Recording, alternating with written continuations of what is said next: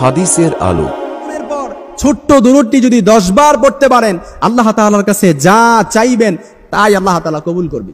খুশিজন মনে হয় না? প্রশ্ন কমন পড়ে গেছে। যা চাইবেন তাই আল্লাহ তাআলা কবুল করবে। যখন মুয়াজ্জিন আজান দিবে, আজান দেওয়ার সাথে সাথে মুয়াজ্জিন যা বলবে, কুলু মিসলা মা ইয়াকুলুল মুয়াজ্জিন, মুয়াজ্জিন যা বলবে আপনিও তা বলবেন। তারপর আজান যখন শেষ হয়ে যাবে, রাসূলের উপর ছোট্ট এই দুরূদটি 10 বার পরে আপনি আল্লাহ তাআলার কাছে যা চাইবেন তাই আল্লাহ তাআলা কবুল করবে। এটা আমার কথা না, রাসূল সাল্লাল্লাহু আলাইহি সাল্লামের হাদিসের মধ্যে এসেছে। আমি স্পষ্টভাবে ক্লিয়ার করছি, যখন আজান হয়ে যাবে, কুলু মিসলা মা ইয়াকুলুল মুয়াজ্জিন, মুয়াজ্জিন যা বলবে আপনিও তাই বলবেন। মুয়াজ্জিন যদি বলে আল্লাহু আকবার, আল্লাহু আকবার, আপনিও বলবেন আল্লাহু আকবার, আল্লাহু আকবার। মুয়াজ্জিন বলো আশহাদু আল্লা ইলাহা ইল্লাল্লাহ, আপনিও বলবেন আশহাদু আল্লা ইলাহা ইল্লাল্লাহ। মুয়াজ্জিন বলল আশহাদু আন্না মুহাম্মাদার রাসূলুল্লাহ, আপনিও বলবেন আশহাদু আন্না মুহাম্মাদার রাসূলুল্লাহ। মুয়াজ্জিন বলবে হাইয়া আলাস সালাহ, শুধুমাত্র এই জায়গায় আপনি পরিবর্তন করে বলবেন লা হাওলা ওয়ালা কুওয়াতা ইল্লা বিল্লাহ।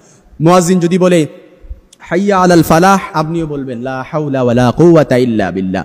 তারপর মুয়াজ্জিন যখন বলবে আবার আল্লাহু আকবার, আল্লাহু আকবার, আপনিও বলবেন আল্লাহু আকবার, আল্লাহু আকবার।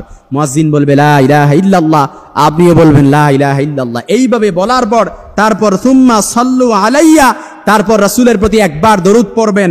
ফাইন্নাহু মিমান সাল্লা আলাইয়া সালাতান সাল্লাল্লাহু আলাইহি বিহা আশারা, অর্থাৎ রাসূলের প্রতি একবার দরুদ পড়ার কারণে আপনার উপর 10 বার রহমত বর্ষণ করা হবে। 10 বার যদি পড়েন 100 বার রহমত আপনার প্রতি বর্ষণ করা হবে। ছোট্ট দরুদ, দরুদ পারি না এরকম কেউ নাই। হয়তো আমি ছোট্ট একটা দরুদ আপনাদের সহজের জন্য শিখাইয়া দিব, কিন্তু নামাজের মধ্যে আমরা দরুদ ইব্রাহিম পড়ি, আল্লাহুম্মা সাল্লি আলা মুহাম্মাদ ওয়া আলা আলি মুহাম্মাদ কামা সাল্লাইতা আলা ইব্রাহিম ওয়া আলা আলি ইব্রাহিম ইন্নাকা হামিদুম মাজিদ, আল্লাহুম্মা বারিক আলা মুহাম্মাদ ওয়া আলা আলি মুহাম্মাদ কামা বারাকতা আলা ইব্রাহিম ওয়া আলা আলি ইব্রাহিম ইন্নাকা হামিদুম মাজিদ। আপনি এটা বললেও পারেন, কিংবা ছোট্ট যেই দরুদটা আমি শিখাই দিচ্ছি এটাও বললে পারেন, আল্লাহুম্মা সাল্লি ওয়া সাল্লিম ওয়া বারিক আলাই। এবার হাত তুলে একটু বলেন যে হুজুর এই দরুদটা পারি না। আল্লাহুম্মা সাল্লি ওয়া সাল্লিম ওয়া বারিক আলাই, সবাই আমরা পারি সহজ ছোট্ট এই দরুদ। যে ব্যক্তি রাসূলের প্রতি দরুদ পড়ে, কোন দোয়া আল্লাহ তাআলার কাছে করে, ওই দোয়াটা ডাইরেক্ট আরশে আজিমে যেয়ে নক করে। আর রাসূলের প্রতি দরুদ পড়েন নাই, মাহজুবুন মাওকুফুন মুআল্লাকুন বাইনাস সামাই ওয়াল আরদ, আকাশ আর জমিনের মাঝে পেন্ডিং অবস্থায় থাকে, ঝুলন্ত অবস্থায় থাকে। ওই দোয়াটা জমিনেও আসে না, অর্থাৎ নিচেও নামে না, উপরেও ওঠে না, মাঝখানে, আসমানের মাঝখানে এটা ঝুলন্ত অবস্থায় থাকে। কিন্তু রাসূলের প্রতি দরুদ পড়া হয়েছে, ওই দোয়াটা ডাইরেক্ট আরশে আজিমে যে নক করে। আর যে ব্যক্তি, এই হাদিসটির মধ্যে আরো এসেছে, যে ব্যক্তি রাসূলের প্রতি ওসিলা চেয়ে আল্লাহ তাআলার কাছে দোয়া করবে, ওই দোয়াটা তো আরো আগে কবুল হয়ে যাবে। অর্থাৎ রাসূলের নামে ওসিলা চেয়ে, কারণ ওসিলা এটা হচ্ছে জান্নাতের সর্বোচ্চ স্থান, ওসিলা হচ্ছে জান্নাতের সর্বোচ্চ স্থান, ওসিলা এটা হচ্ছে আরশের খুব নিকটে আছে।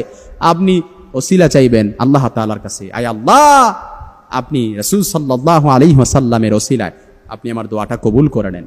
আয় আল্লাহ, মুহাম্মদ সাল্লাল্লাহু আলাইহি ওয়াসাল্লাম, বিশ্ব নবী মুহাম্মদ, শেষ নবী, পয়গম্বর আরবি, সাকিয়ে কাউসার, শাফিয়ে মাহশার, রাসূল আকরাম, ইমামুনা, হাবিবুনা, কুদওয়াতুনা, আফতাবে নবুওয়াত, ফখরে মওজুদাত, সুলতানুল আম্বিয়া, সাইয়্যিদুল আম্বিয়া, রাসূলের এইভাবে রাসূলের সিফাতগুলো আপনি যদি বলে বলে আল্লাহ তাআলার কাছে দোয়া করেন, আল্লাহ তাআলা তো অবশ্যই আপনার দোয়াটা কবুল করবেন। আজানের পর ছোট্ট দুরূদটা রাসূলের প্রতি পড়বেন, আল্লাহুম্মা সাল্লি ওয়া সাল্লিম ওয়া বারিক আলাই, 10 বার পড়বেন, আপনার উপর 100টি রহমত বর্ষণ করা হবে, আপনার 100টি মর্যাদা আপনার বৃদ্ধি করে দেয়া হবে। এমনই কি শুধু তাই নয়,